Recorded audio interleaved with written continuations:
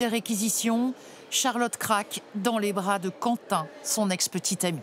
C'est à lui, alors pompier, que l'accusé avait déclaré ce 4 février 2019. Tu aimes les flammes? Tu vas en avoir. Moi, je m'en vais avant que ça pète. Ces mots, l'avocat général les a repris dans sa bouche et il démontre selon lui qu'Essia Boulares ne pouvait ignorer les conséquences de son acte. La question est de savoir si le fait de mettre le feu peut et doit s'interpréter comme un geste de délire. Les psychiatres excluent le geste délirant. L'acte est accompli dans un contexte d'ivresse. Il requiert 27 ans de réclusion criminelle, dont 18 ans de sûreté et 15 années de suivi socio-judiciaire avec obligation de soins.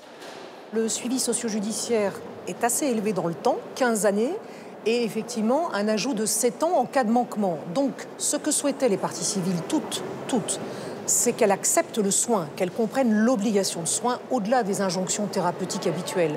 Là, il y a une épée de Damoclès très lourde qui pèse sur sa tête.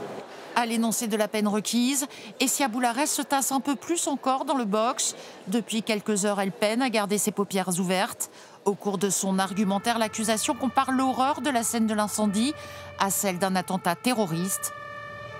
Dans une salle comble, Rémi Cresson du Cormier demande au juré de répondre par un oui de culpabilité à l'ensemble des questions posées lors du délibéré. Il retient également l'altération du discernement, mais précise: il n'y a pas lieu d'appliquer la diminution de peine possible.